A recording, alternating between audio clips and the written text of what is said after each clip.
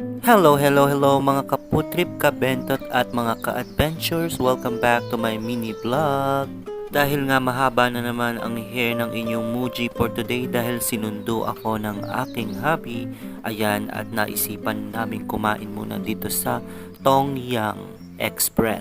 May mga inaasikaso kami para sa aming Thailand trip 2 days from now, kaya ayun, dahil nagutom kami, medyo napadpad kami dito sa bandang hypermarket dito sa Pasig para tikman ang pagkain ng Tongyang Express. Mayroong Tongyang talaga, which is buffet or unlimited, pero mas pinili namin na dito na lang kumain kasi medyo mahina na kaming kumain at hindi na kami sanay sa mga buffet pa.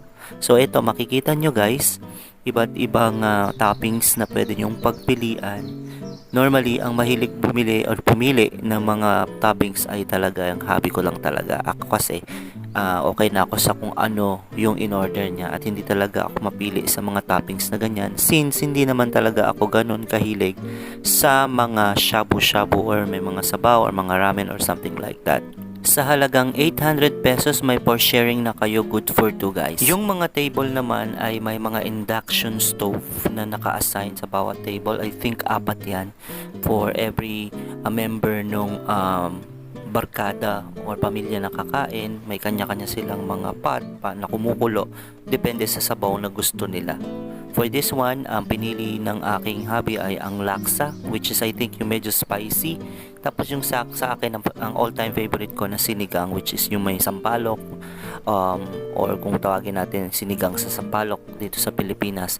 Now, ayan, pumipili na ng mga kung ano-anong toppings ang aking hubby at siya na naman ang masusunod dyan. Ako kasi tagakain lang kasi siyang may alam kung anong masarap. Well, while waiting for the order, ayan, nakita namin ang magandang Christmas decors at ang food hall dito sa Hypermarket Pasig.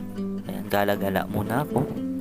At eto na nga, pagdating ko, naka-ready na ang pagkain, which is ini-steam na yung sabaw namin, naka-ready na yung beef, yung mga kung ano-anong toppings na meron kami. May kanin na rin yung kasama guys, at mayroon din yung kasama mga gulay.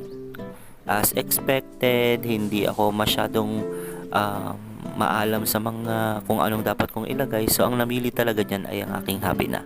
Ayan, may squid yan, may shrimp, which is bagay na bagay sa aking sabaw na medyo maasim. Tapos, tinry ko din ilagay yung mga seafood like yung tahong. Tapos, may nilagay din ako mga balls dyan. Ayan, yung fish. Hindi ko alam kung anong fish yan. Nilagay ko din yan. And nilagyan kong gulay, cabbage yan, and mushroom.